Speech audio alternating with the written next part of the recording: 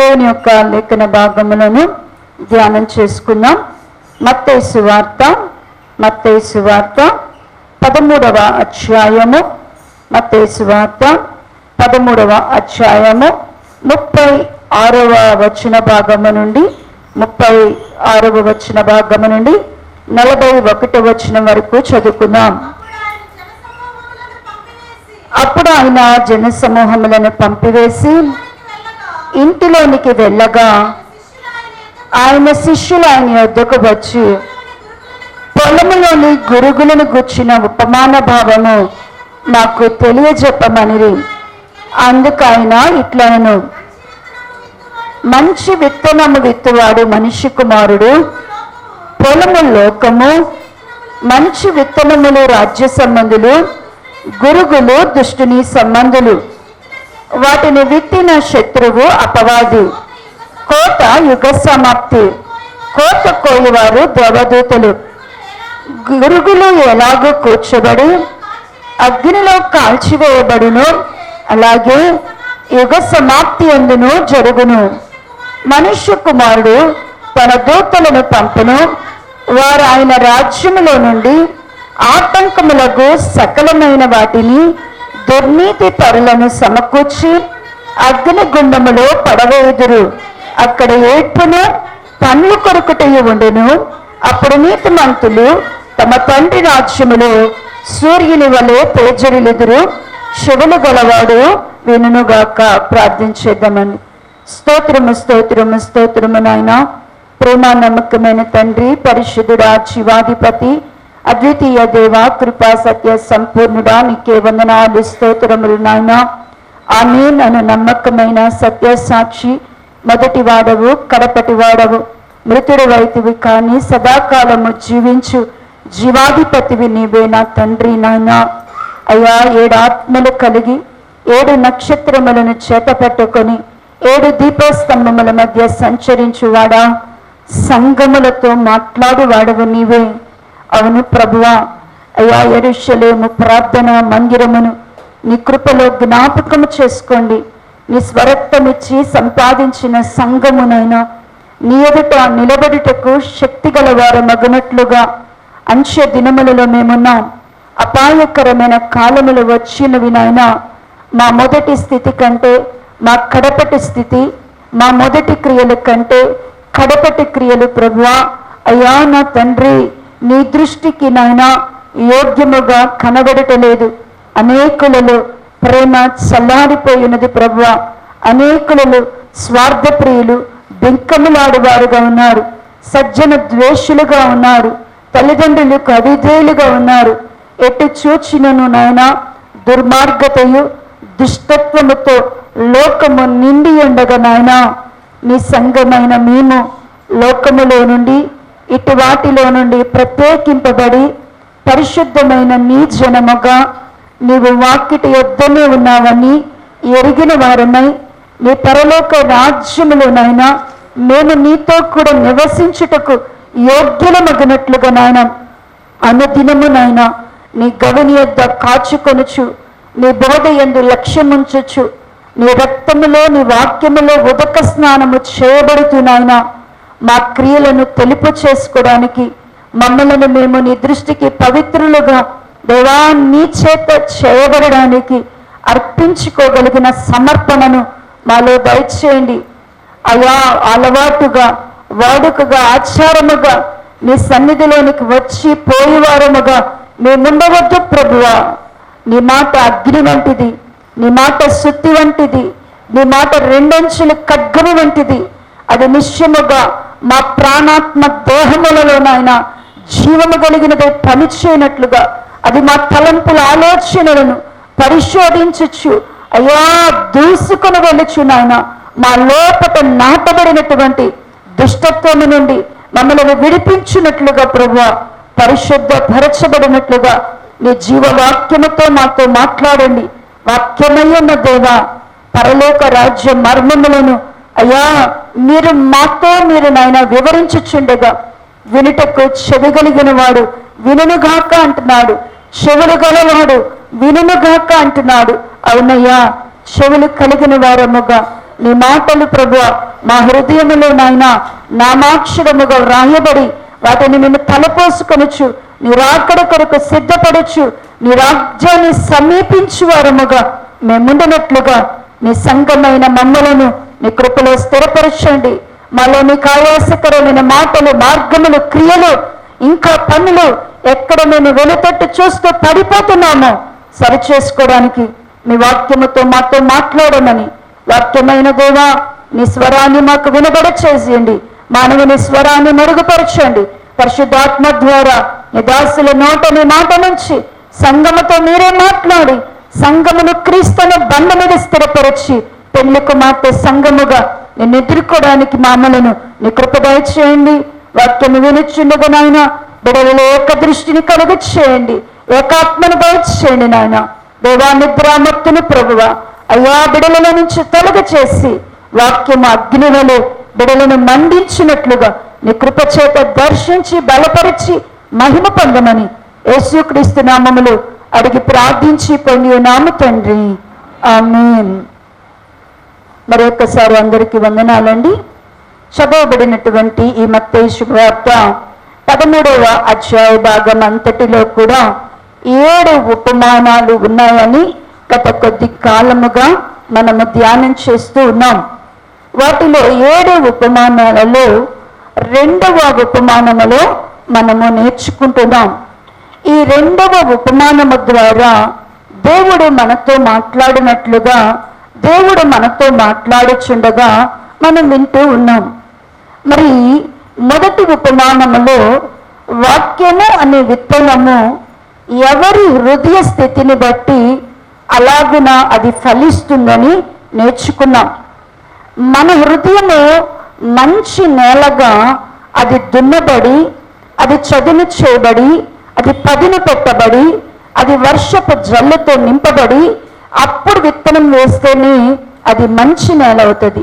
అంటే ప్రియులారా, దేవుని వాక్యం వింటున్నాము అంటే కేవలము మన హృదయము రాతి నేలగాను, ముండ్ల పొదలుగాను, త్రోవ పక్కగా ఉంటే దేవుని వాక్యము మనలో ఫలించదు. దేవుని వాక్యం ఎవరిలో ఫలించదో వారు దేవుని రాజ్యములోనికి ప్రవేశించలేదు. 2వ ఉపమానాన్ని ధ్యానం చేస్తూ ఉన్నాం. ఒక వ్యవసాయకుడు తన పొలములో గోధుమలను విత్తి వచ్చాడు. రాత్రి సమయంలో శత్రువైనటువంటి అపవాది వచ్చి గురుగులను విత్తేశాడు. 2 పెరిగేటప్పుడు ఒకే విధంగా ఉన్నా కొంతకాలం అవి పెరిగిన తర్వాత అక్కడున్నటువంటి సేవకులు గుర్తించి గోధుమలతో పాటు గురుగులు కూడా కలిసి పెరుగుతున్నాయి, మేమేమి చెయ్యాలి అని అడిగినప్పుడు మీరు వాటిని అలాగనే విడిచిపెట్టండి, కోతకాలం అందున గోధుమలను కొట్లలో వేయండి, గురుగులను తీసి అగ్నితో కాల్చమన్నాడు. మరి లోకములో ఈ పొలము అంటే లోకములో నుండి దేవుడు మనందరినీ కూడా మంచి గోధుమలు పంటగా ఉండడానికి దేవుడు అందరినీ ఏకరీతిగా పుట్టించాడు. దేవుడు అందరినీ కూడా మంచివారుగానే కలుగజేశాడు. దేవుడు ఎవరినైనా చెడ్డవారిగా పుట్టించారా? ఆదాము హవ్వలను దేవుడు కలుగజేసినప్పుడు ఆదాము హవ్వలను ఆయన ఏమనుకున్నాడు, వాళ్ళిద్దరిని చూడంగానే ఆదాము హవ్వలను దేవుడు చూడగానే వారిద్దరిని చూడగానే దేవుడు నోటిలో వచ్చిన మాట ఏంటంటే, నా స్వారూప్యంలో, నా పోలికలో, నాలాగా నేను ఎవరిని కలుగజేసుకున్నాను, నేను నరులను కలుగజేసుకున్నాను అనుకొని వారు నా వంటి వారు అనుకొని, ఎప్పుడు కూడా దేవుడు ఏమనుకుంటారు ఏంటంట, ఆయనలాగా మనం ఉంటాము, ఆయన మంచితనమని మనం కలిగి ఉంటాం, ఆయన వంటి వారు అనుకో మనం ఉంటామనుకొని దేవుడు ఆదామును కలుగచేశాడు, అవన్నీ కలుగచేశాడు. కానీ యుక్తి కలిగి సాతానుడు మధ్యలో వచ్చేసారు. ఎవరు వచ్చేసారంట? సాతానుడు వచ్చినప్పుడు మంచివారైన ఆదాము హవ్వలు చెడ్డవారుగా చేయబడి ఎలాగున దేవుని తోటలో నుండి తరమబడ్డారో, ఇప్పుడు దేవుడు యేసుక్రీస్తు ప్రభువారు కూడా లోకం అనేటువంటి పొలములో నుండి మనందరినీ కూడా మంచి గోధుమలుగా విత్తి ఉన్నాడు, మనల్ని మంచి గోధుమలుగా ఏర్పాటు చేసుకున్నాడు. అయితే సాతాను మాట ఎవరు వింటారు? సాతాను యొక్క ఉద్దేశములు ఎవరు నెరవేరుస్తారో, సాతాను యొక్క ఆజ్ఞలకు ఎవరు లోబడతారో వారు మంచి గోధుమలైన వారు ఎలా మార్చబడతారు అంటే కనుక గురుగులుగా మార్చబడతారు. వారు గురుగులుగా చేయబడతారు. అంటే ఆదాము అవ్వలు ఎలాగున మంచివారు ఏమైపోయారు, చెడ్డవారు అయినట్లుగా గోధుమలాగున్నటువంటి దేవుని సంబంధం అందరినీ ఇంత దేవుడు మన అందరినీ పుట్టించేటప్పుడు అందరినీ కూడా మంచివారిగానే పుట్టించారు. ఎవరినైనా చెడ్డవారిగా దేవుడు పుట్టించారా? పుట్టించలేదు. మంచివారమైన మనము కనుక అపవాది మాటలలో అంటుకట్టబడితే, అపవాది స్వభావంలోనికి కనుక వెళ్ళాము అంటే మనము గురుగుల్లాగా మార్చబడతాం. అదే గురుగులమైనటువంటి మనము, గురుగుల్లాగా ఉన్న మనము దేవుని మాట విని దేవునికి కనుక లోబడినట్లయితే మనం ఎలా మార్చబడతాము అంటే గోధుమలలాగా మార్చబడతాం. ఇది అందుకని గోధుమలు అంటే దేవుని కుమారులు అని, గోధుమలు అంటే దేవుని యొక్క రాజ్య సంబంధులని. దేవుని కుమారులైనటువంటి వారు ఎలాగా ఉంటారో గడిచిన కాలంలో ధ్యానం చేసినాం. అపవాది కుమారులు, అపవాది సంబంధులు ఎలా ఉంటారో గడిచిన కాలంలో ధ్యానం చేసుకున్నాం. అపవాదికి సంబంధించిన చెడు లక్షణాలు, అపవాదికి సంబంధించిన దుర్నీతి, దురాశ, సత్యము లేకపోవడం, అబద్ధం ఆడటం, ఇలాంటివి మనలో ఉన్నాయి అంటే మనము ఖచ్చితంగా ఏ సంబంధులమవుతాం? మనము దుష్టుని సంబంధులమేమవుతాం. అదే కనుక దేవుని కుమారులమైనటువంటి మనలో కనుక దేవుని కుమారులముగా మనము మారు మనసుకు తగిన క్రియలను ఫలిస్తూ, మారు మనసుకు తగిన క్రియలను ఫలిస్తూ మనము గడిచిన వారంలో ధ్యానించాం. మనము సమాధాన పరుచు వారముగా, సమాధాన సంబంధులముగా ఉంటే ఖచ్చితంగా మనందరము కూడా ఎలా ఉంటాము అంటే కనుక దేవుని యొక్క కుమారులముగా మనలో కనుక సనుగులు సంశయాలు లేకుండా మనము కనుక దేవుని దృష్టికి నిష్కలంకముగా, నిరపరాధులుగా, నిర్దోషులుగా ఉన్నాము అంటే ఖచ్చితంగా మనం ఎవరమవుతాము అంటే కనుక దేవుని యొక్క కుమారులు. మనము దేవుని ఆత్మ చేత కనుక మనము నడిపింపగలిగినటువంటి పరిశుద్ధాత్మ యొక్క అనుభవంలో ఉంటే మనము ప్రతి దినము మనల్ని ఎప్పుడు, ప్రతి క్షణము మనల్ని ఎవరు నడిపించాలి అంటే దేవుని యొక్క ఆత్మ మనల్ని నడిపించాల. దేవుని యొక్క ఆత్మ అనేది దేవుని మందిరంలో ఉన్నప్పుడు మాత్రమే కాదు, దేవుని యొక్క ఆత్మ అనేది మందిరంలో నన్ను దర్శించింది, ప్రార్థన చేసుకునే గడియల్లో దర్శించింది కాదు. పరిశుద్ధాత్మ ఎప్పుడు కూడా మనల్ని ఏం చేయాలి అంటే కనుక నడిపించాల. హానోకు గారు కుమారులను కుమార్తెలను కలిగినా కూడా ఆయన సంవత్సరములలో 365 సంవత్సరాలంట ఎవరితో నడిచాడంటే అండి? దేవునితో నడిచాడు. నోబహు గారు కుమారులను కుమార్తెలు కని ఆయనకి ఉద్యోగాలు, వ్యాపారాలు ఉన్నా, ఆయనకి అనేకమైన బాధ్యతలు ఉన్నా నోబహు గారు కూడా ఎవరితో నడిచాడంట? దేవునితో నడిచాడు. దావీదు గారు విస్తారమైన దేవుడు ఆయనను హెచ్చించి మరి 12 గోత్రముల మీద లెక్కించుటకు ఇసుకరేణుల కంటే విస్తారమైనటువంటి రాజ్యాన్ని దావీదు గారు చేతికిచ్చినా కూడా దావీదు గారు ఎలా నడిచాడంట? ఎవరితో నడిచాడంట? ప్రతి క్షణము కూడా నీ ఆత్మచేత నన్ను నడిపింపు ప్రభు అని ప్రార్థన చేసుకునేవాడంట. ఎప్పుడైనా దేవుని ఆత్మ నడబాసినట్లుంటే దేవుని సన్నిధిలో కన్నీరు విడిచి, ప్రభువా నీ పరిశుద్ధాత్మను నాకు దూరం చేయొద్దు, అయ్యో నీ ఆత్మచేత నన్ను నడిపించు అని ప్రార్థన చేసుకున్నాడు. ఈ రోజున ప్రియులారా, దేవుని ఆత్మ నిన్ను నడిపిస్తుందా? దేవుని కుమార్తెవు కుమారుడు అయితే ఎవరు నిన్ను నడిపిస్తుంటారు? ఎవరు నడిపింపులో ఉంటావు? దేవుని ఆత్మ నడిపింపులో ఉంటాం.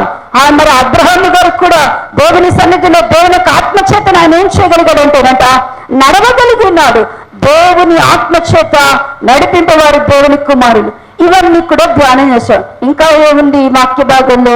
గోధుమలు గురుగులు అయిపోయినాయి, అంతే కదండి. గోధుమలు గురుగులు కథ అంతా అయిపోయింది. దేవుని కుమారులు దుష్ట సంబంధులు ఎవరు అర్థమైపోయింది. ఇంతటితో ఈ లేఖన భాగం అయిపోవాలి కదా. వీళ్ళు దుష్ట సంబంధులుగా ఉంటే యుగ సమాప్తుల దేవదూతలు ఏం చేస్తారంట? వాళ్ళని అగ్నిలో వేస్తారంట. అక్కడ ఏడ్పును పళ్ళు కొరుకుతూ ఉంటాయంట. దుష్ట సంబంధులు అంటే ఖచ్చితంగా మనం ఎక్కడుంటామంట? అగ్నిలోకి వెళ్తాము. అదే దేవుని కుమారులుగా ఉంటే మనము దేవుని సన్నిధిలో తేజరిల్లే వారంగా, దేవుని సన్నిధిలో ఉండే వారంగా ఉంటాం. అయితే ప్రియులారా, ఇంకా దేవుడు మనము దేవుని కుమారులుగా చేయబడిన తర్వాత కూడా మనము దుష్ట సంబంధులముగా దేవుని సన్నిధిలో కనబడిన తర్వాత కూడా ఇంకా ఫిల్టరేషన్, కొన్నిసార్లు ఫిల్టర్ బాగా మనకు తెలుసు. ఫిల్టర్ చేయడం ఎట్టుంటది? ఫిల్టర్ చేయడం అంటే ఎలా ఉంటుంది అంటే కదా, దేవుని రాకడ దినాల్లో దేవుని తన రాజ్యం మనము దేవుని కుమారులం అయిపోయాం కదా అని అట్ట పట్టుకొని లాగడంటండి. ఇంకా అనంట దేవుని యొక్క అంచె దినాలలో దేవుడు ప్రతి పిన్ పాయింట్ మనల్ని పరీక్షిస్తాడు. ప్రతి విషయాన్ని కూడా దేవుడు పరీక్షిస్తుంటాడు. అందుకని జెఫన్యా గ్రంథములో ఒక మాట రాయబడి ఉన్నది. చూడండి ప్రియులారా, జెఫన్యా గ్రంథము మొదటి అధ్యాయము 273వ పేజీ, 773వ పేజీ, 773వ పేజీ 12వ వచన భాగమును తీసుకోండి. ఆ కాలమున నేను దీపములు పట్టుకొని యెరూషలేమును పరిశోధింతును. చాలండి.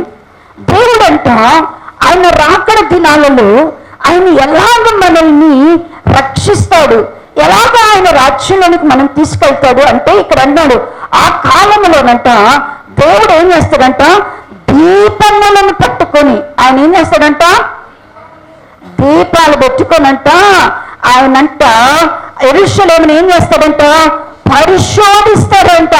అంటే దేవుడు ఆయన రాకడ దినమందున, ప్రియులారా నేను మారుమనసు పొందానండి, బాప్టిజం తీసుకున్నానండి, క్రీస్తుని ధరించాను కాబట్టి దేవా ప్రభువా మేము బాప్టిజం పొందుకొని మందిరంలో ప్రతి మాసము, ఇదిగో ఈ జూన్ మాసంలో కూడా బలలో పొందుకున్నాం, బలలో చేయి వేశాం, రక్తం తాగాం, శరీరాన్ని తిన్నాం, మేము కుమారులనే కదా, మమ్మల్ని నీతో పాటు తీసుకెళ్ళు అంటే ప్రభు అంటాడు, కుమారుడా కుమార్తె నువ్వు కుమారుడిగా చేయబడ్డావు, కానీ నేను నిన్ను మరలా పరీక్షించినప్పుడు నీలో మాలిన్యం కనబడుతుంది, నీలో మత్స కనబడుతుంది, నీలో డాగు కనబడుతుంది.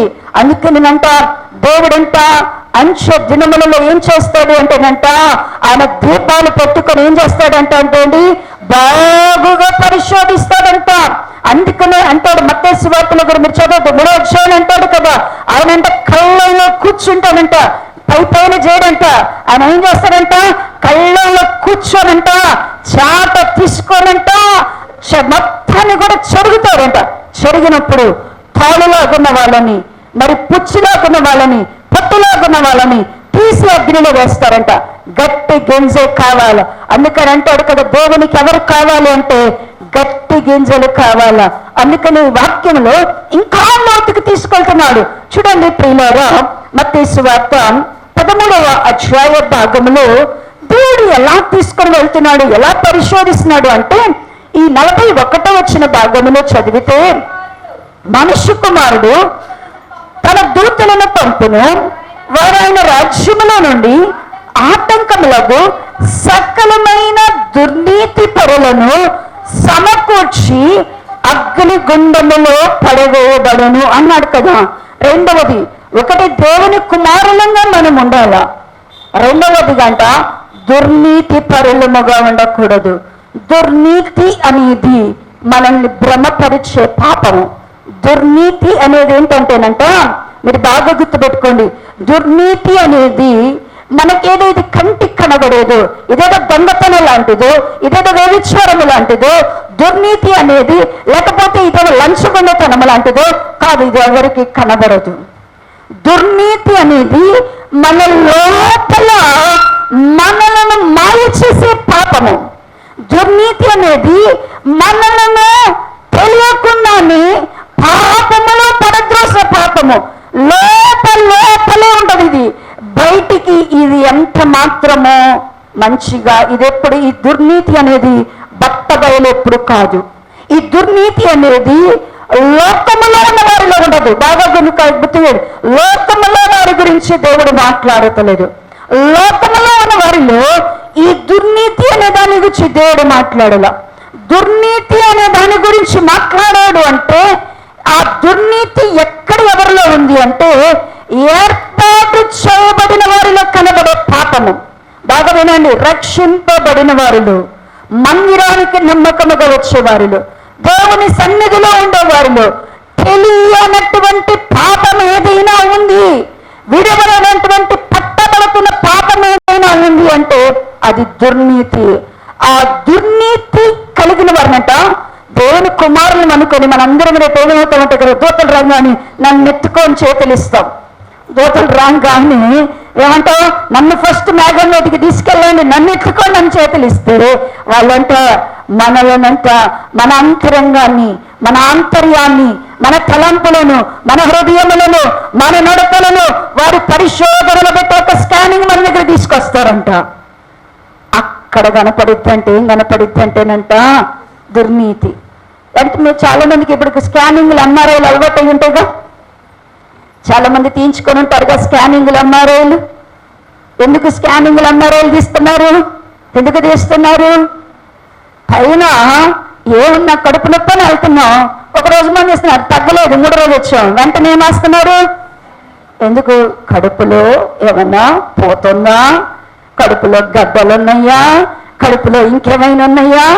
అలాగే ఇప్పుడు మనం కూడా వెళ్తాం ప్రభు దగ్గరకు వచ్చి, అయ్యా నీ కుమారుడు నన్ను వెళ్తే నీ హృదయాన్ని స్కానింగ్ తీసి నీ హృదయంలో ఏముంది, నీ తలంపులో ఏముంది, నీ యొక్క ఆంతర్యంలో నువ్వేమనుకుంటున్నావు, నీ ఆంతర్యాన్ని కూడా దేవుడు ఏం చేస్తాడంటే పరిశోధించి నీలో కనుక ఒకవేళ దుర్నీతి అనేది ఉంటేనంట నేను ఈడ్చి బయటికి వేసేస్తాడంట దేవుడు. దుర్నీతి అనేటువంటి దానిని చాలా జాగ్రత్తగా మనలో లేకుండా చూసుకోవాలా. ఇది అసలు ముందు ఎవరిలో ఉన్నదో నేను మీకు చూపించి దాన్ని ఎలా మనలో పాపముగా వచ్చిందో చెప్తాను. చూడండి ప్రియులారా, పేతురు రాసినటువంటి పత్రిక, పేతురు పత్రిక 2వ పేతురు పత్రిక 2వ అధ్యాయము, 2వ పేతురు రాసినటువంటి పత్రిక 2వ అధ్యాయము 219వ పేజీ, 2వ అధ్యాయము 10వ వచన భాగం ఒకసారి చదవండి. అలాగని 18వ వచనం 16వ వచన భాగం ఒకసారి 10వ వచనము 16వ వచన భాగం చదవండి. భక్తులను శోధనలో నుండి తప్పించుటకును దుర్నీతి పరులను ముఖ్యముగా మలినమైన దురాశ కలిగి శరీరాంశముగా నడుచుకొనుచు ఆగుదాం, అక్కడ ఆగుదాం, 16కి వచ్చేసేమిక. ఆ బిలాము దుర్నీతి వలన కలుగు బహుమానమును ప్రేమించెను. చాలండి, ఇక్కడ ఒక వ్యక్తిని గురించి మాట్లాడుతున్నాడు దేవుడు. ఎవరి గురించి మాట్లాడుతున్నాడు అంటే కనుక భక్తులలో దుర్నీతి ఉంటుందంట. ఎవరిలో ఉంటుందంట? ఒకటి భక్తులలో దుర్నీతిని గురించి మాట్లాడుతున్నాడు, ఒక వ్యక్తిని గురించి మాట్లాడుతున్నాడు. ఎవరు ఈ వ్యక్తి అంటే కనుక బిలాము అనే వ్యక్తిని గురించి మాట్లాడుతున్నా. బిలాము ఒక అవిశ్వాస, బిలాము అన్యుడా, బిలాము లోక సంబంధుడా? బిలాము అసలు ఎవరు? బిలాము అనే వ్యక్తి, బిలామును అందుకోవడానికి కూడా మన భక్తి చాలదు. బిలాముతో మన భక్తిని సరిచూడడానికి కూడా మనలో ఏ ఒక్కరు ఈ స్థలంలో సరిపోరు. బిలాము అనే ఆయన గురించి ధ్యానం చేస్తే బిలామంట మోయాబు ప్రాంతములో ఒక భక్తి కలిగిన దైవజనుడు. ఎంతటి దైవజనుడు అంటే ఎప్పుడు కూడా దేవుని సన్నిధిలో ఉండి దేవుడు ముఖాముఖిగా తనతో మాట్లాడుతూ ఉండేవాడు. అబ్బా, దేవుడే ఒక వ్యక్తితో మాట్లాడుతుంటే ఆ వ్యక్తి ఆత్మీయ స్థితి ఎలా ఉంటుంది? నీవు నాకు మొర్రపెట్టుము, నేను నీకు ఉత్తరం ఇచ్చేదను. చూడండి బిలాము యొక్క ఆత్మీయ అనుభవం చూడండి. ప్రభువా నేను వెళ్ళనా అంటే నువ్వు ఎక్కడికైనా వెళ్ళేటప్పుడు ఇట్లా ప్రార్థన చేయి, ఎల్లో లేదు నీకు ఎవరైనా చెప్తారేమో. నువ్వు ఎక్కడికైనా వెళ్ళేటప్పుడు ప్రార్థన చేయి, ఈ బలిపీట కొమ్మలను అనుకొని కొట్టుకొని ప్రార్థన చేయి. ప్రభువా నేను వెళ్ళనా వద్దంటే ఎల్లో వద్దని నీకు ఎవరైనా చెప్తారా? కానీ బిలామంట వెళ్ళనా వద్దా ప్రభు, వెళ్ళనా వద్దా ప్రభు అని అడగానంట. వెంటనే దేవుడు అంట వద్దు అన్నాడంట. అంటే దేవునికి బిలాముకు మధ్య ఎంత సమీపముగా బిలాముకు దేవుడు ఉన్నాడు. ఎంత సమీపముగా ఆయన ప్రార్థన చేయనప్పుడల్లా దేవుడు బిలాముతో మాట్లాడేవాడంట. బిలాముకి ఇంకొక ప్రవక్త సహాయం అవసరం లేదు, బిలాముకి ఇంకొక ప్రవచన సహాయం అవసరం లేదు, బిలాముకి ఇంకొక దర్శన సహాయం అవసరం లేదు, బిలాముకి ఇంకొకరు దేవునికి మధ్యవర్తిగా ఉండాల్సిన అవసరం లేదు. బిలాము ప్రార్థన చేయగానే దేవుడు మాట్లాడేవాడు. అంటే బిలాము ఎంత భక్తిపరుడై ఉంటాడు, ఎంత పరిశుద్ధుడై ఉంటాడు, ఎంతగా దేవునితో సహవాసము కలిగి ఉంటాడు. ఇంత సహవాసము కలిగిన వ్యక్తిని, దేవునితో ఇంత ఆత్మీయ అనుబంధము కలిగిన వ్యక్తిని, దేవునితో ఇంకా ఏకాత్మ కలిగిన వ్యక్తిని, దేవునితో ఇంతగా సమీపముగా ఉన్న వ్యక్తిలో ఏమున్నదని దేవుని వాక్యము సాక్ష్యమిస్తున్నది? దుర్నీతి అనేది ఉందంట. ఏముందంట? ఇందులో దుర్నీతి అనే పాపం ఉందంట. దుర్నీతి అనే ఆ పాపమును బట్టి, దుర్నీతి అనేటువంటి ఆ పాపపు స్థితిని బట్టి అంట దేవునితో ముఖాముఖిగా మాట్లాడేవాడైనా ఏడ్వబడి బయటికి ఏం చేయబడ్డాడు? బిలాము పారవేయబడ్డాడు. ఇక మన భక్తిని మనం కొలుసుకోవాలి ఈ లెక్కన. ఆయనే దేవుడు అటు ఈడ్చి పక్కనేసేసాడు అంటే మన పరిస్థితి ఏంటి? దుర్నీతి అనేది సంఘములో, విశ్వాసులలో, భక్తులలో, పరిశుద్ధులలో, నీతిమంతులలో కనబడేటువంటి మాయా పాపం. ఇదేంటంటే గనక మాయ చేసే పాపం, భ్రమపరిచే పాపము.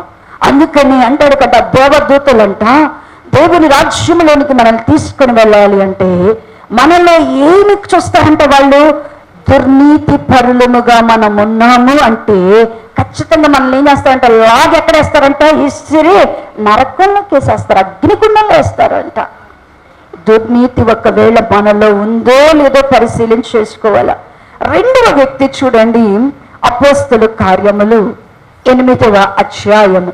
అపోస్తుల కార్యములు 8వ అధ్యాయం.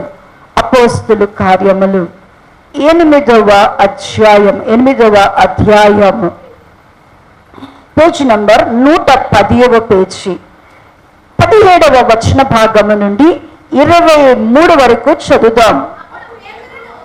అప్పుడు పేతురును యోహానును వారి మీద చేతులుంచగా వారు పరిశుద్ధాత్మను పొందిరి. అపోస్తులు చేతులుంచట వలన పరిశుద్ధాత్మ అనుగ్రహింపబడినని సీమోను చూచి వారి ఎదుట ద్రవ్యము పెట్టి, నేను ఎవరి మీద చేతులుంచెదనో వారు పాడు పరిశుద్ధాత్మను పొందినట్లు ఈ అధికారము నాకీడని అడిగెను. అందుకు పేతురు, నీ ద్రవ్యమిచ్చి దేవుని వరము సంపాదించుకొందువని తలంచుకొనినందున నీ వెండి నీతో కూడా నశించునుగాక. నీ హృదయము దేవుని ఎదుట సరి అయినది కాదు గనుక ఈ కార్యమందు నీకు పాలు పంపులు లేవు. కాబట్టి ఈ నీ చెడుతనము మానుకొని మారు మనసు నుండి ప్రభువుని వేడుకొనుము. ఒకవేళ నీ హృదయాలోచన క్షమింపబడవచ్చును. నీవు ఘోర దుష్టత్వములోను దుర్నీతి బంధకములోను ఉన్నట్టు నాకు కనబడుచున్నది. ఇక్కడ ఈ గారడి సీమోను అనే ఒక వ్యక్తిని గురించి వ్రాయబడి ఉన్నది. ఈయన ఎవరు అంటే కనుక ఫిలిప్పు గారు మరి దేవుని యొక్క పరిచర్యను సమరయ ప్రాంతంలో పరిచర్య చేస్తున్నప్పుడు గారడి సీమోను గారు, ఈయన పని ఏంటి అంటే కనుక మ్యాజిక్ చేసే పని. ఈయన మరి చెవులో ఇటు పోసుకొని ఈ చెవులో నుంచి పాలు తీసే రకం అనమాట. ఈయన ఏంటంటే కనుక నోట్లో నుంచి లింగాలు తీసే రకం అనమాట. చేతిలో నుంచి ఏంటి అనగానే బూడిదగా వచ్చే రకం మెజిషియన్. ఇతను బాగా మ్యాజిక్లు చేస్తాడు. మ్యాజిక్లు చేసి ఆ సమరయ ప్రాంతంలో ఈయన ఒక దేవుడు లాగా కొనియాడబడ్డారంట. మహాశక్తి అనేవాళ్ళంట. ఈయన చూడంగానే ఈయన ఓం భీం బుష్ అనగానే ఏదో జరిగినట్టుగా మనుషుల్ని చేయగానే తగ్గిపోయినట్టు లేచి వెళ్ళిపోయేవాళ్ళంట. అంత భ్రమపరిచి మహాశక్తి అని పిలిపించుకున్నాడంట. అయితే ఎప్పుడైతే ఫిలిప్పు గారు ఈ ప్రాంతానికి వచ్చి సువార్త ప్రకటిస్తున్నాడో, ఈ యొక్క మాయాజాలంలో నుండి ప్రజలైన వారు దేవుని వాక్యం తట్టు త్రిప్పబడ్డారు. ఈ మాయాజాలంలో నుండి ప్రజలు దేవుని వాక్యాన్ని విని విశ్వసించడం వలన, మారు మనసు వలన స్వస్థతలు వారు పొందుకోవడము, మారు మనసు వలన వారు క్షేమమును పొందుకోవడం అనేది జరుగుతూ ఉన్నది. ఇది చూసి ఫిలిప్పు గారు చెప్పే వాక్యాన్ని గారడీ సీమోను గారు కూడా విన్నాడు. విని దేవుని వాక్యం చేత ఆకర్షితుడై దేవుని వాక్యమును విని మారు మనసు పొంది ఇతను కూడా ఏం చేశాడంటే కనుక బాప్టిజం తీసేసుకున్నాడు. గాడి పని మానేశాడు, బాప్టిజం తీసుకున్నాడు. సంఘంలోకి వచ్చి చెప్పుకున్నాను, ఇప్పటి వరకు సమరయులారా, మిమ్మల్ని అందరినీ నేను మోసం చేశాను, మిమ్మల్ని అందరి దగ్గర నేను మోసం చేశాను, నా దగ్గర ఏ విధమైన శక్తి లేవు, కానీ నేనేం చేశానంటే గాడి విద్య నేర్చుకొని మిమ్మల్ని అందరినీ మోసం చేసి ఒక శక్తిలాగా పిలువపడ్డాను. కానీ నాలో ఏ శక్తి లేదు. నేను నిజమైన దేవుడిని యేసుప్రభుని నమ్ముకున్నాను. ఆయనే నిజమైన దేవుడు, ఆయనే రక్షకుడు, ఆయనే స్వస్థపరిచే యెహోవా అని చెప్పి ఆయన నామాన్ని సాక్ష్యమిచ్చి బాప్టిజము పొందాడు. ఇంతవరకు సంఘంలో ఒక వ్యక్తి మాయలోడు మారాడా లేడా? మాయలోడు మారాడా లేడు? అప్పుడు మారిపోయాడు. సంఘ సహవాసంలోనికి వస్తున్నాడు. వచ్చిన వాళ్ళందరికీ చదువుతున్నాడు, అయ్యా అయ్యా శక్తి వందనాలు, అయ్యా సిద్ధాంతి గారు వందనాలంటే ఆయన నేను ఆ సిద్ధాంతి లేడమ్మా, ఇప్పుడు పోయాడు, అదంతా బట్టి మ్యాజిక్ చేశాను నేను మీ దగ్గర, లేదు నేను యేసుప్రభు దేవుడు అని చెప్పడం ప్రారంభించాడు. సంఘంలో చూస్తున్నాడు, సంఘంలో నిలబడ్డాడు, పరిచర్యలోనికి వచ్చేసాడు, ప్రార్థనలో ఉంటున్నాడు. అయితే ఒక స్పెషల్ మీటింగ్ జరిగింది ఆ ప్రాంతంలో.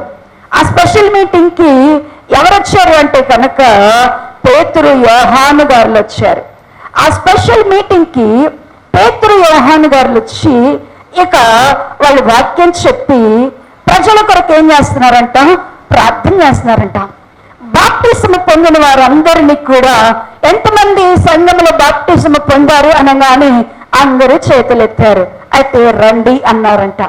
ఈ పేతురు యోహాను గారులు మరి వాళ్ళని పిలిచినప్పుడు బాప్టిజము పొందిన వారందరూ కూడా వచ్చి నిలబడ్డారంట. వరుసగా నిలబడంగానే ప్రభు వాళ్ళంతా యేసుక్రీస్తు నామములో బాప్టిజము పొందిన వారి మీద పేతురు యోహానులు చేతులుంచి ఏం చేస్తున్నారంట?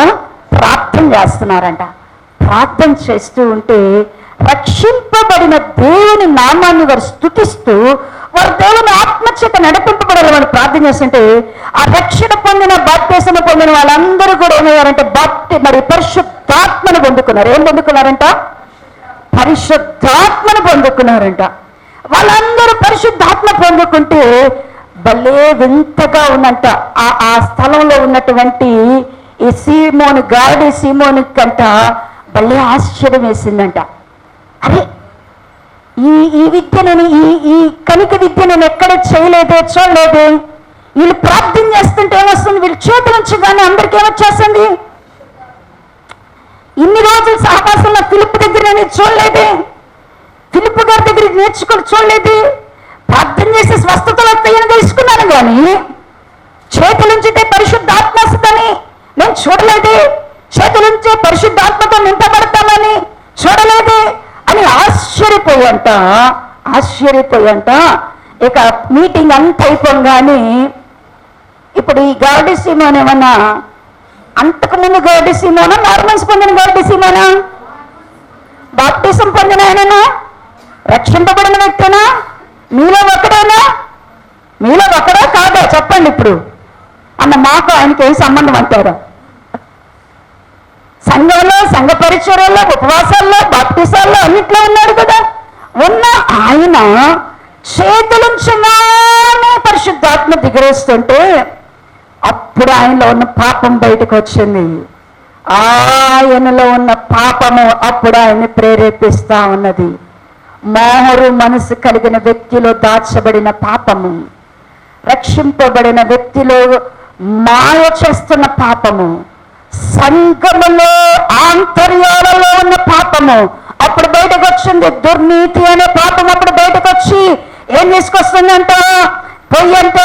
పేతురు యోహాను గారు అంటే అప్పుడు ఫిలిప్పు గారు బయట చెప్పుకుంటాడు, రా బ్రదర్ రా, ఇదిగో ఈ గాడి సిమోన్ అన్నాడే. అసలు ఎంత అద్భుతం అంటే ఈయన వాడడం, ఎంత అద్భుతం అంటే మొన్నటి వరకు గాడి పనులు చేసేవాడు, మాయలు చేసేవాడు, మంత్రాలు చేసేవాడు, దేవుడిని చెప్పుకున్నాడు.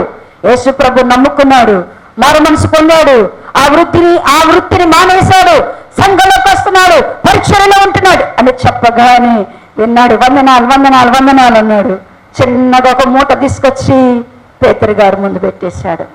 పెట్టి అంటున్నాడు కదా పేతురు గారితో, అయ్యా నాకు ఒక్క సహాయం చేస్తారా? ఏం సహాయము, ఏం కావాలి అని అడిగినప్పుడు నేను ఒకటి అద్భుతంగా అనిపించింది.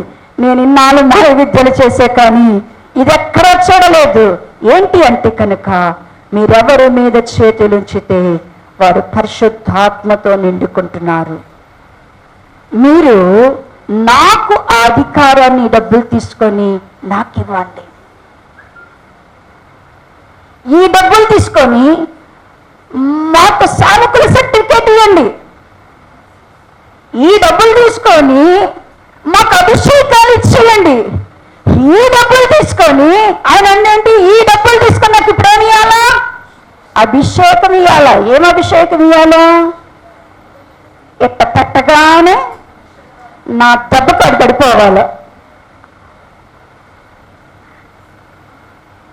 ఇలాంటి దానిని కోరుకోగానే అప్పటి వరకు పేతురు యోహానులు ఏదైతే రక్షింపబడిన వ్యక్తిని గురించి సాక్ష్యం ఉన్నారో వెంటనే అంటున్నాడు, నీ హృదయాలోచన దేవుని దగ్గర సరిగ్గా లేదు. నీవు ఘోర దుష్టత్వములోనూ దుర్నీతి బంధకములో ఉన్నాం. ఇక్కడ మేము కందనలేడు. అయ్యో క్షమించలే, మళ్ళీ వెంటనే మారు మనసు పడుతున్నా కూడా అన్నాడు కదా. మేం కాదు నిన్ను క్షమించాల్సింది, దేవుడే. ప్రియా దేవుని బిడలారా, ఈరోజు నాకు జ్ఞాపకం చేసుకోండి, దేవుని పిల్లలలోని దుర్నీతి అనేది లోకస్తుల గురించి మాట్లాడా దేవుడు? సంఘము వెలుపటి వారిని గురించి మాట్లాడా? సంఘము వెలుపటి వారిని గురించి మాట్లాడారా? లేకపోతే రక్షణ లేని వారి గురించి మాట్లాడారా? అవిశ్వాసుల గురించి మాట్లాడారా? భక్తిహీనుల గురించి మాట్లాడారా? రక్షింపబడిన వారిలో కనబడే ఘోర పాపం ఏంటి అంటే కనుక దుర్నీతి. ఒకవేళ అది నీలో గనక కనబడక నువ్వు కూడా దాన్ని భద్రం చేసుకుంటే, నీలో కూడా ఆ దుర్నీతి అనే పాపం ఉంటే, దేవుడంట దీపము పెట్టి నేనేం చేయబోతున్నాడంట? దేవుని కుమారులను కుమార్తెలను మరలా ఏం చేయబోతున్నాడంట? పరీక్ష చేయబోతున్నాడు. దేవుని కుమారులను కుమార్తెలను పరీక్షించి దుర్నీతి అనేటువంటి ఈ పాపము కనుక మనలో ఉంటే విసిరెక్కడేస్తున్నాడంట, అగ్నిలో వేసేస్తున్నాడంట.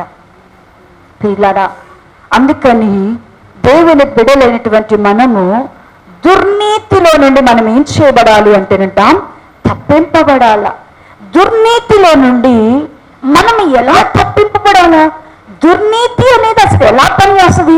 దుర్నీతి ఉంది. ఇప్పుడు ఇద్దరు వ్యక్తులు చూసాం, బిలాములో ఏముందంట? దుర్నీతి ఉంది. మరి గాడీస్ రక్షింపబడినటువంటి సీమోనులో కూడా, ఆయన ఇంకా గాడే అనడానికి లేదు, సీమోన్లో కూడా ఏముందంట? దుర్నీతి ఉంది. ఈ దుర్నీతి కలిగిన వారు ఎలా ఉంటారు? అసలు ఈ దుర్నీతి కలిగిన వారు ఎలా ఉంటారో చూద్దాము ప్రియులారా. వారిలో కనబడేటువంటి ప్రత్యేకమైన, వారిలో కనబడేటువంటి లక్షణం ఏంటి అంటే కనుక మనం ఇంతకు చదువుకున్నటువంటి 2వ పేతురు గ్రంథము 2వ పేతురు 2వ అధ్యాయము 10వ వచన భాగములో చదివితే 219వ పేజీ 2వ అధ్యాయం, భక్తులను శోధన నుండి తప్పించుటకును దుర్నీతి పరులను ముఖ్యముగా మలినమైన దురాశ కలిగి శరీరానుసారముగా నడుచుకొనుచు ప్రభుత్వమును నిరాకరించుచు శిక్షలో ఉంచబడిన వారిని తీర్పు దినము వరకు కావలిలో ఉంచుటకు ప్రభువు సమర్థుడు. వీరు తెగుగలవారును స్వేచ్ఛాపరులనై మహాత్ములను దూషింప వెరవక ఉందరు. ఇక్కడ అన్నారు దుర్నీతి అనే పాపము మనలో ఉంటే మనం ఎలా ఉంటాము అంటే, దుర్నీతి అనే పాపము మనలో ఉంటే మలినమైనటువంటి దురాశలను కలిగి శరీరానుసారంగా నడుచుకుంటాం. దుర్నీతి అనే పాపం మనం ఉంది అంటే మనం ఎలా నడుచుకుంటుంటామంట? దేవుని మందిరంలోకి వచ్చినా కూడా మనం ఎలా నడుచుకుంటామంట? శరీరానుసారముగా. మలినమైన దురాశలతో మనం ఏం కలిగి అంటే ఏం చేస్తాంట? శరీరానుసారముగా నడుచుకుంటుంటాం. శరీరానుసారముగా మనము నడుచుకుంటున్నాము అంటే, శరీరానుసారంగా నడుచుకుంటున్నాము, శరీరానుసారమైన మనసు కలిగి ఉన్నాం.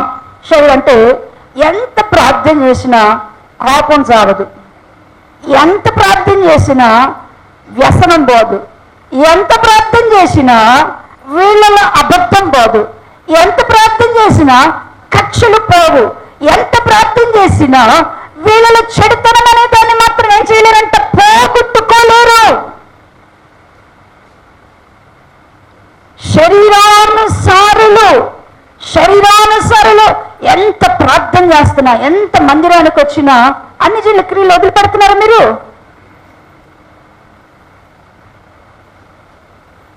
చెప్పి చేసేవాళ్ళు ధన్యులు, చెప్పక చేసేవాళ్ళు వీళ్ళందరినీ రేపు మడ్డిలో దేవుడు అంటే ఏం చేస్తాడంటే బాగా దీపాలు పెట్టి మిమ్మల్ని ఒకరోజు తోస్తాడు. అప్పుడు అయ్యా అయ్యా అయ్యా పాస్టర్ గారిని చూపిబాకండి అయ్యా అంటారు.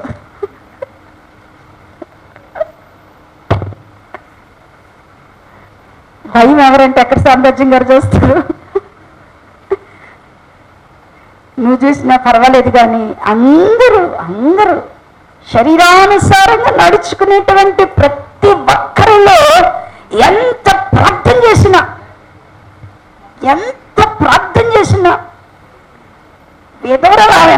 ఎదురు రంగాన్ని వెనక్కి వెళ్ళిపోయి కూర్చుంటారు. ఎంత ప్రార్థన చేసినా పిల్లి రాగానే ఈరోజు ఏం జరగదంటారు. ఒక తుమ్మంగా 5 నిమిషాలు కూర్చోవలసిందే. నువ్వెంత అది పిల్లోడు జలుబు చేసి పాపం తుమ్ముతానే రాత్రి నుంచి తుమ్ముతున్నా కూడా. ఎందరు లేరు సంఘంలో? ఎంతమంది క్యాలెండర్లో మంచి రోజులు చెడ్డ రోజులు చూడరు?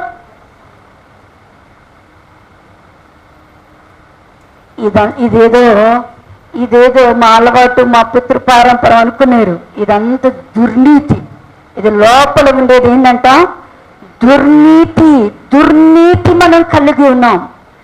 దుర్నీతి మనలో ఉంటే శరీరానుసారులాగానే నడుచుకుంటాం. మలినమైన దురాశలు కలిగి శరీరానుసారులుగా నడుచుకుంటాం. ఇంకంట ఈ యొక్క దుర్నీతి అనే పాపం ఉన్నవారిలో తిరుగుబాటుతనం అనేది లోపల అంకురం వేసి ఉంటుంది. బాగా వినండి. దుర్నీతి అనే ఉన్నది అంటే వీళ్ళ లోపల చిగురు పట్టుంటుందంట. ఏముంటుంది అంటేనంట తిరుగుబాటుతనం ఉంటుందంట. ఏం తిరుగుబాటుతనం ఉంటుంది అంటేనంట, వీళ్ళు ఏం చేస్తారంటేనంట ప్రభుత్వాన్ని నిరాకరిస్తారంట. ఏం చేస్తారంట? వాళ్ళు ఇంకా కిందకు వస్తే అంటాడు కదా వీరు తెగగలవరను స్వేచ్ఛాపరులనై మహాత్ములను దూషింపక గర్వకుందురు. నాకు ఒక నవ్వు వచ్చేది. మీకు ఇది నేను కేవలం నా హృదయంలో నవ్వుకుంటూ నేను అనుకునేదాన్ని, వీళ్ళ జ్ఞానం ఇంతేనా ప్రభు అని. చాలా మందికి యేసుపాదం గారు తెలిసే ఉంటారు. యేసుపాదం గారు అసలు పౌలు గారి పేరు ఎత్తాడు. అస్సలు నాకు ఇష్టం లేదమ్మా పౌలు అంటే. అస్సలు నాకు కొంచెం ఆయనతో వ్యక్తిగత అనుభవం. ఏ పౌలమ్మా? ఆయన పేరుకున్నాడంట. అసలు దేవుడితో పోల్చుకుంటున్నాడు పౌలు గారు. ఆయనకి పౌలు గారు అంటే నాకు అసలు ఇష్టం లేదు. అసలు పౌలు మంచోడు కాదమ్మా, అందరిని విమర్శిస్తూనే ఉంటాడు. పాప పేతురు గారిని విమర్శిస్తున్నాడు కూర్చొని. పేతురు గారు పెళ్లి చేసుకున్నాడు అన్నాడు. ఇలా అంటే వాళ్ళకి తెలియక తను అంటే ఒక సేవకుడు వాక్యాన్ని స్థలంలో ప్రకటించిన వారు, కానీ కొంతమందికి ఫ్యాన్స్ కూడా ఉంటారు. అపోస్తుల ఫ్యాన్స్ కూడా ఉన్నారు. అపోస్తుల ఫ్యాన్స్ ఉంటారు. ఎట్లా కొందరి గారికి ఏమో పౌలు గారే కావాలా, కొందరి గారికి కేఫా నచ్చాడు. కేఫా ఏం చేశాడండి? ఆ కొద్ది రోజులే చేశాడు. ఆ తొలి దినాల్లోనే పౌలు గారు పడ్డాను కష్టాలు, కేఫా పడ్డాడా అంటారు. కొంతమందికి ఏమో యోహాను గారికి ఇష్టం. అసలు యోహాను ఎంత మంచోడండి, ఎంత తగ్గించుకున్నాడండి. బైబిల్ అంతట్లో ఎంత చేతులేసిన అభిషేకం ఉన్నా పేతురు గారిని దోస్తాడు, కానీ ఈయన పక్కనే ఉంటాడు. ఎంత తగ్గించుకున్నాడు అండి. ఎట్లా ఫ్యాన్స్ ఉంటాడు అని అంటాడు కదా. నాకు అసలు నాకు పేతురు పౌలు గారు అసలు ఇష్టం లేదండి. ఈ మధ్యలో వాళ్ళందరూ అసలు వీళ్ళు వేస్తూ ఈ తిమోతి అండ్ పద్దాకల తిమోతి అంట కుమారుడు నిజమైన ఆయన అన్నాడు, నిజమైన కుమారుడు అనడానికి ఇట్ట బిగిన్ చేస్తారు విమర్శకులు. దేవుని అంటే మహాత్ములను దూషించడానికి కూడా వెనకాడరంట. కొంతమంది గబ్రియల్ ఫ్యాన్స్ ఉంటారంట, కొందరు మిఖాయిల్ ఫ్యాన్స్ ఉంటారంట. ఇంకా పైకి పోతే ఇంకా మీకు అక్కడ దాకా వెళ్ళరని నేను అంత దాకా వెళ్ళటల్లా. కొంతమంది ఏమో దేవదూతల్లో కూడా దేవుని యొక్క రాయబారిగా దేవుని యొక్క సమాచారాన్ని ప్రకటించడానికి గాబ్రియల్ దూతను దేవుడు ఎంచుకుంటే, సాతానుతో యుద్ధం చేయడానికి, శత్రువుతో యుద్ధం చేయడానికి దేవుడు మిఖాయిల్ని సైన్యాధిపతిగా పెట్టుకున్నాడు. ఇప్పుడు చాలా మంది భక్తుల్లో కూడా ఒక రేంజ్ దాటిన వాళ్ళు ఎక్కడికి వెళ్తారు అంటే కనుక, మాకు గాబ్రియల్ పెద్ద ఇష్టం లేదండి, మాకు మిఖాయిలే స్ట్రాంగ్. ఎవరంటే మిఖాయిలే. ఇట్ట అందుకనంట మోషే గారి గురించినంత ఎవరితో వాదించడం పడుతున్నారంట. యోగా పత్రికలో ఈ యొక్క దుర్నీతి పనుల గురించి మాట్లాడుతూ అంటారు కదా, వాళ్ళు మోషే శరీరాన్ని గురించి ఎవరితో వాదిస్తున్నారంట? మిఖాయేలుతో కూడా వాదిస్తున్నారంట. ప్రియా దేవుని బిడ్డలారా, మీలో కూడా మహాత్ములను విమర్శించే, ఆ మహాత్ములను బైబిల్ ఎవరిని విమర్శించబడు. అసలు సామ్రాజ్యం గారే కరెక్ట్ అండి. జ్యోతిర్మయ్య గారు ఏముంది రంగుచర్ల కట్టిద్ది. జ్యోతిర్మయ్య వచ్చేయండి, సామ్రాజ్యం గారు అని పెట్టి ప్రార్థన చేసిద్ది అనుకోరా? లోపల లోపల లోపల లోపల ఒక మనం ఏం చేస్తాము, పాపాన్ని ఇక్కడ ఇక్కడ గాడి సీమోను గారి హృదయంలో, కానీ వాళ్ళు భక్తులే. దేవుని యొక్క సన్నిధిలో ఉన్న బిలాము భక్తులే అయినా కూడా వాళ్ళు ఎలా ఉన్నారంట? వాళ్ళలో ఉన్న దుర్నీతి అనే పాపాన్ని బట్టి వారు దేవుని సముఖంలో నుండి ఈడ్చి పక్కన వేయబడి ఉన్నారు. ఈ రోజున ప్రియులారా, దేవుని కుమారుడైన నీవు ముఖ్యంగా దేవదూతలు చేసే పని ఏంటి అంటేనంట, దుర్నీతి పరులను తీసి బయటేయడమే. ఎవరిని తీసి బయటేసిద్దంట? ఒకవేళ శరీరానుసారంగా దేవుని మందిరానికి వచ్చిన ఒకరి మీద ఉన్న కోపము, ఒకరి మీద ఉన్న ద్వేషము, ఒకరి మీద ఉన్న అసూయ, ఒకరి మీద ఉన్న కలహాన్ని ఇంకా నువ్వు మానుకోకుండా దానిని లోపల పొరల్లో పెట్టుకుంటే ఆ పాపమే రేపు పరలోక రాజ్యానికి ఆటంకం కావచ్చేమో. ఒకవేళ భక్తులను, మహాత్ములను, మరి లేకపోతే దేవుడు ఏర్పాటు చేసుకున్న వాళ్ళని విమర్శించి తిరుగుబాటు చేసే స్వభావం ఉంది అనుకోండి, దానిని బట్టి కూడా దేవుడు ఏం చేస్తున్నాడు? దాన్ని కూడా దేవుళ్ళు కలిపాడంట, దుర్నీతి అనే పాపంలో కలిపాడంట. ఇంకా చూడండి, ఈ 2వ అధ్యాయ భాగము 16వ వచ్చిన భాగములో అంటున్నాడు కదా, ఆ బిలాము దుర్నీతి వల్ల కలుగు బహుమానమును ప్రేమించాను. చలండి, ఈ దుర్నీతి ఉన్న వాళ్ళలో ఎలా ఉంటారంటే, ఏం ప్రేమిస్తారంటే, దుర్నీతి ఉన్న వాళ్ళకి ఏం కావాలి అంటే బహుమానాలను, ఆధిక్యతలను ఎక్కువగా ప్రేమిస్తారు. దుర్నీతి ఉన్న వాళ్ళకి దేంతో టెంప్ట్ చేయొచ్చు అంటే కనుక, దుర్నీతి ఉన్న వాళ్ళకి మంచి భోజనం పెట్టి టెంప్ట్ చేయొచ్చు. దుర్నీతి ఉన్న వాళ్ళకి మంచి బహుమానాలు ఇచ్చి పాడు చేయొచ్చు. దుర్నీతి ఉన్న వాళ్ళని ఏదైనా వారికి ఏదైనా ఆశ చూపించి ఏం చేయొచ్చు అంటే కనుక, ఖచ్చితంగా నువ్వు ప్రార్థన ఉపవాసం ఉండాలనుకున్నావు, ప్రతిష్ఠ చేస్తున్నావు, బాగా తీసుకొచ్చి నీకోసమే వండుకొచ్చా. దేవుడి దగ్గర నువ్వేం తీర్మానం చేసుకున్నావు? ఉపవాసం ఉండి నేను ఎంత ప్రయత్నం చేసినా నువ్వు ఒక్క పూట కూటి కొరకు, ఒక్కనాటి సుఖము కొరకు, ఒక్కనాటి సంతోషము కొరకు, నీకు కలిగినటువంటి విశ్వాసమునే కానీ, పరిశుద్ధతనే కానీ, ప్రేమనే కానీ, ప్రతిష్టనే కానీ వదలకూడదు. ఒకవేళ వదిలే మనసు నీలో ఉంది అంటే ఈ యొక్క బిలాము దుర్నీతి వలన కలుగు బహుమానాలకు ఆశపడి ఏం చేశాడంట? దుర్నీతి వలన కలుగు లాభములకు అపేక్షించి అతడు దేవుని యొక్క పరిచర్యలో నుండి త్రోసివేయబడి ఉన్నాడు. దుర్నీతి అనేది మనలో ఉంటే మనము బహుమానాలకు, లంచములకు, పేరులకు, ప్రఖ్యాతులకు టెంప్ట్ అయిపోతాం. మనకి ఏం లేదు, ఇయ్య భోజన పానాలు. ఇక నీ అంతటోళ్ళు లేరంటే ఇంతే, మనం ఏదైనా వదిలేస్తాం. అనవబాకండి, దుర్నీతి మనలో ఉండకూడదు. దుర్నీతి కలిగి ఉన్నామా శరీరానుసారంగా నడుచుకుంటాం, దుర్నీతి కలిగి ఉన్నామా తిరుగుబాటు చేస్తాం. మహాత్ముల మీద, దేవదూతల మీద కూడా మనం ఏం చేస్తామంట? తిరుగుబాటు చేస్తాం. దుర్నీతి కలిగి ఉన్నామా లాభముల కొరకు, మరి బహుమానాల కొరకు, మనుష్యుల ఇష్టానికి మనం ఏం చేస్తాం? లోబడిపోయే వారంగా ఉంటాం. దుర్నీతిని మనము కలిగి ఉన్నామా? చూడండి ప్రియులారా, దుర్నీతి కలిగినటువంటి వారు ఎలా ఉంటారంటే కనుక యోహాను సువార్త 17వ అధ్యాయము, యోహాను సువార్త 7వ అధ్యాయం, క్షమించనమ్మా, యోహాను సువార్త 7వ అధ్యాయము 18వ వచ్చిన భాగమును ఒకసారి చదవండి. 87వ పేజీ, పేజీ నెంబర్ 87వ పేజీ. తనంతట తానే బోధించువాడు స్వకీయ మహిమను వెదుకును, కానీ తను పంపిన వాని మహిమను వెదుకువాడు సత్యవంతుడు, ఆయన యందు ఏ దుర్నీతి లేదు. అంటే దుర్నీతి కనుక మనలో ఉంటే మనము దేవుని మహిమను వెదకము, దేవుని మహిమను మనము కనబరచము. దేవుని మహిమ వెతికే వారిలో ఏముండదంట?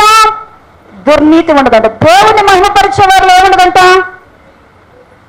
తన స్వకీయమైన మహిమను కోరుకునే వాళ్ళలో, ఏ పని చేసినా ఏంది నేను ఇంత చేసిన ఒక్క మాట కూడా చెప్పరు, బాగుంది నాకు మెచ్చుకుంటే ఏమైందంట, బాగా పాడానంటే మెచ్చుకుంటే అక్కడికి ఏమైద్ది, నీ గొంతు బాగుందంటే ఏమైద్ది, అబ్బా నువ్వు బాగా వాయిస్తున్నావంటే ఏమైద్ది, అబ్బా నువ్వు బాగా ప్రార్థన చేస్తున్నావని చెప్పరేంటి. అసలు వాక్యం చెప్పామనుకో, బాగుందో లేదో కూడా చూడరు, మిమ్మల్ని అక్కడ స్టేర్గా చెప్తుంటారు. ఏమైద్ది ఏమైద్ది, మేము ఇంత కానుకలు ఇస్తే కనీసం మా పేరును తెలుసుకోవట్లేదు ఏంటి అంటే, స్వకీయమైన మహిమను వెదికే వారిలో ఏముంటదంటండి? దుర్నీతి ఉంటదంట. దేవుని మహిమ పరిచే వారిలో పాటను ఎవ్వరు మెచ్చుకోవాల్సిన, పాటను బట్టి దేవుడు ఆనందించాలా. ఏం కావాలా? మనం పాడుతుంటే ఎవరు ఆనందించాలా? మనం పాడేటప్పుడు మనం ఏమనుకోవాలి? ప్రభువా మన స్తుతులలో ఆయన ఆసీనుడు కావాలా. మనం పాడుతున్నప్పుడు దేవునికి మహిమ కలగాల, అందుకొరకు మనం పాడాలా. మన వాక్యం చెప్తున్నప్పుడు అనీతిమంతులైన వారు, లోకములో ఉన్నవారు, అవిశ్వాసులుగా ఉన్నవారు దేవుని తట్టు తిరిగి వారి ప్రవర్తన సరి చూసుకోవాలా. బలి చెప్పేమనిపించుకోవడానికి కాదు వాక్యం. మనం ప్రార్థన చేస్తున్నాం, 2 గంటలు ప్రార్థన చేసిందంటే నన్ను 2 గంటలు అమ్మ మీరెవరు గుర్తించట్లా, అదిగో మూల ముసలమ్మ గుర్తించింది బాగా 2 గంటలు ప్రార్థన చేస్తున్నానని. ఎవరు చెప్పాలా? 2 గంటలు ప్రార్థన చేసేవంటే ఎవరు వినాలా? ఎవరు వినాలా? దేవుడు వినాలా. నువ్వు ఎలా అంటే దేవుని మహిమ కొరకు చేసే ప్రతి పనిలో దుర్నీతి ఉండదు. నీవు దేవుని సన్నిధిలో ఉండి నీ మహిమ కొరకు చేసే ప్రతి పనిలో దుర్నీతి ఉంటది. నీ మెప్పు కొరకు నువ్వు చేసే ప్రతి పనిలో మెప్పు ఉంటది. నువ్వు దేవుని మందిరంలో ఉండి నీవు మెప్పు కోరుకుంటున్నావా? నీ మహిమను నువ్వు కోరుకుంటున్నావా? నీలో కూడా దుర్నీతి ఉందేమో. ప్రియులారా, ఈ పాపము కంటికి కనపడుద్దా? కంటికి కనపడదు. చెవికి కనపడుద్దా? వినబడదు. హృదయానికి ఏమైనా గోచరం అయిద్దా? గోచరం కాదు. దేవుడు ఆయన దీపములు పెట్టి అది పరిశోధించే కాలంలో ఈ దుర్నీతి అనేటువంటి పాపమంట బయలుపరచబడినప్పుడంట అనేక దేవుని కుమారులలో నుండి దుర్నీతి పరులు ఏమైపోతున్నారంట? అగ్నిలో వేయబడుతున్నారు. ఈ దుర్నీతి అనే పాపము పోవాలా? ఖచ్చితంగా ఈ దుర్నీతి అనే పాపము, దుర్నీతి అనేది పాపమా కాదా? పాపమా కాదా? చూడండి, ఏ దుర్నీతి ఉన్నా మొదటి యోహాను పత్రిక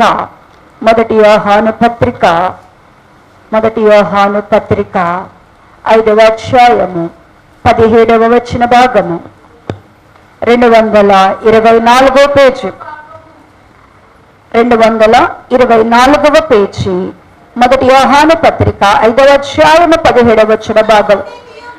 సకల దుర్నీతియు పాపము. చాలండి, దుర్నీతిలో ఏ రకాలుగా ఉన్నా సకల దుర్నీతి కూడా ఏమై ఉందంట? దేవుని దృష్టికి పాపమే ఉందంట.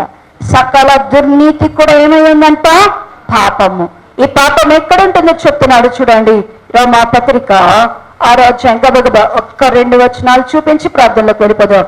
రోమా పత్రిక 6వ అధ్యాయము, రోమిలికి రాసిన పత్రిక 137వ పేజీ 137వ పేజీ 13వ వచన భాగము చదువుదాం. మరియు మీ అవయములను దుర్నీతి సాధనములుగా పాపమునకు అప్పగింపకుడి. దుర్నీతి అనేది పాపమై ఉంది. ఆ పాపము ఎక్కడ పనిచేస్తుందంటే, ఈ పాపం ఎక్కడ ఉంటుందంట? అవయవాల్లో ఉంటుందంట. ఈ పాపం ఎక్కడ ఉంటుందంట? అవయవాలలో, మన లోపట ఉంటుందంట. అందుకని చూడండి ప్రియులారా, 16వ వచన భాగము నుండి చదివితే అదే లోబడుటకు దేవుడు మిమ్మను దేనికి మిమ్మల్ని మీరు దాసులుగా అప్పగించుతారో అది చావు నిమిత్తమైన పాపముకే గాని నీతి నిమిత్తముగా విధేయతకే గాని దేనికి మీరు లోబడదురో దానికే దాసులైరని మీరు ఎరుగురా. మీరు పాపములకు దాసులై ఉంటారు కానీ ఏ ఉపదేశములకు మీరు అప్పగింపబడుతురో దానికి హృదయపూర్వకముగా లోబడిన వారై పాపము నుండి విమోచింపబడి నీతికి దాసులైనందుక ఇందుకు దేవునికి స్తోత్రము. మీ శరీర బలహీనతను బట్టి మనుష్యుడిగా మాట్లాడుచున్నాను. ఏలనగా అక్రమము చేటకై అపవిత్రతకును అక్రమమునకును మీ అవయములు దాసులుగా ఎలాగో అప్పగించుతారో అలాగే పరిశుద్ధత కలుగుటకై ఇప్పుడు మీ అవయములను నీతికి దాసులుగా అర్పించుడి. ఈ దుర్నీతి అనేది మన అవయవాల్లో ఉంటేనంట, ఈ దుర్నీతి అనేది మన అవయవాల్లో ఉంటే మన అవయవాలంట దేవునికి అంట లోబడవు. బాగా వినండి, దుర్నీతి అనేది ఏంది అనుకోండి, సీరియల్ చూడకూడదు వేసే ఈ పాడు సీరియల్స్ ఈ ముగిచ్చరు, నేను ముగిద్దామంటే ఈ ముగివు, అంతేనా? ఈ ముగిసి చూడకూడదని చదువుతున్నారు. వాకింగ్ జ్యోతిర్మ గారు గట్టిగా చెప్పారు. ఏసయ్య దీనికన్నా కొంత ముగింపు ప్రభు అంటారు. అవి ముగిచ్చరు, నువ్వు చూడకున్నా మానవు. అక్రమం ఏం చేస్తుందంటే ఖచ్చితంగా దుర్నీతి ఉంది అంటే దేవునికి నీతికి అవయవం ఏమవ్వదంట? లోబడదు. అవయవాలు లోబడమంట. చూడకూడదు వాటినే చూస్తాం, వినకూడదు వాటినే వింటాం, ముచ్చట్లు వినకూడదు అంటావు. ఈ సహోదరి దగ్గర కూర్చున్నానంటే ఏదో ఒకటి గలుబులు వస్తుందంటే మళ్ళీ ఆ సహోదరి పక్కన ఏంటి అని పోతావు. అపవిత్రతకు నీ చెవులు, అపవిత్రతకు నీ కళ్ళు, అపవిత్రతకు నీ నోరు పెదవులు, అపవిత్రతకు నీ చేతులు పాదములు, అవిధేయతకు అపవిత్రతకు గనక నీ యొక్క శరీర అవయవాలు గనక లోబడుతున్నాయి అంటే ఖచ్చితంగా నీలేమున్నట్లుగా? దుర్నీతి ఉన్నట్లుగా. సకల దుర్నీతి పాపము అది అవయవాలలో ఉండి అక్రమమునకు అవిధేయతకు మనల్ని ఏం చేస్తాయంట? లోబరుస్తాయి. ఈ దుర్నీతి అనేది పోవాలి అంటే ప్రతిరోజు మనం ఒకటి చేయాల. ఏం చేయాలి అంటే చూడండి, మొదటి యోహాను పత్రిక 1వ అధ్యాయము మొదటి అధ్యాయము 9వ వచన భాగము. మొదటి యోహాను పత్రిక 1వ అధ్యాయము 9వ వచన భాగము.